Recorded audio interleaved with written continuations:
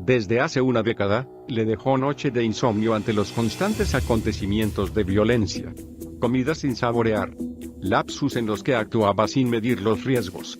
Sucesos que lo llevaron a presenciar y documentar la sangrienta situación que comenzaba a vivir y que actualmente vive México.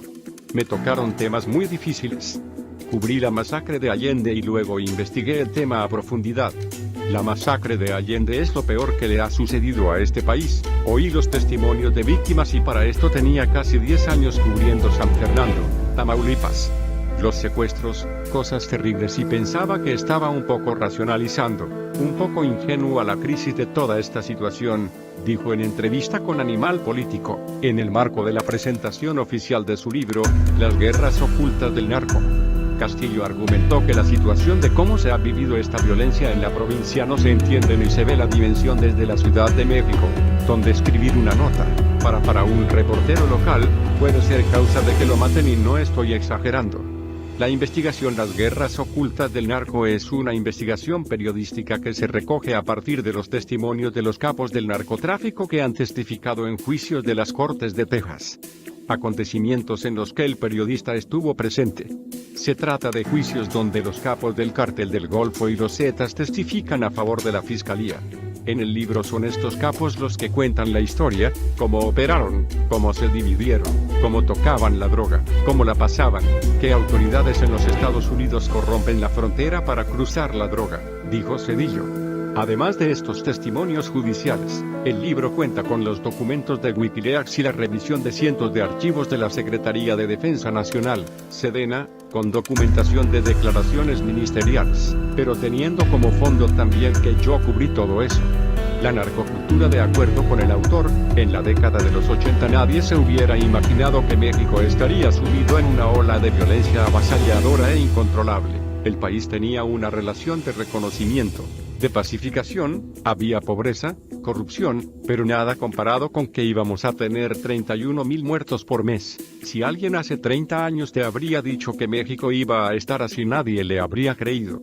Castillo explicó que la violencia, tal como la conocemos ahora, empezó en Nuevo Laredo.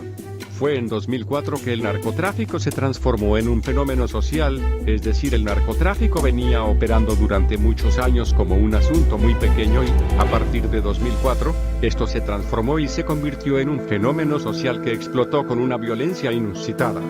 No se puede ser simplista y decir, es violencia, es la corrupción, es la pobreza, es la corrupción o es la injusticia social. Ahí hay cambios de familias del noreste. La narcocultura, la injusticia social, la corrupción, la complicidad de autoridades. Todo eso generó un fenómeno social que transformó la vida de México.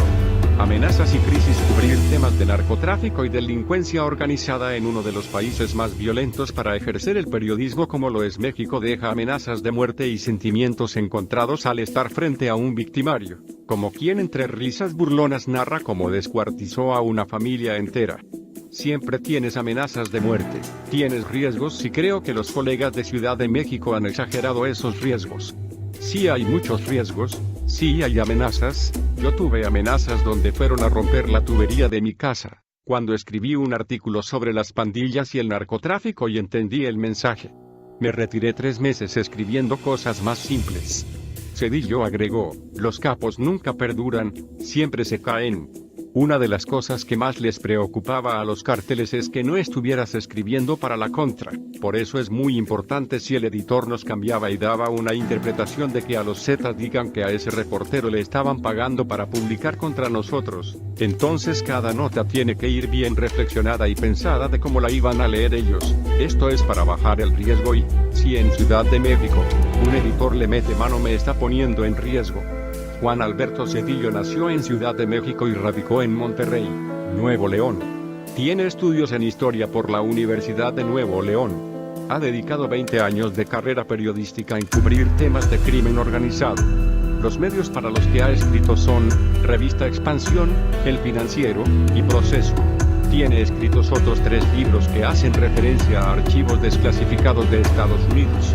Más información en el blog delnarco.com.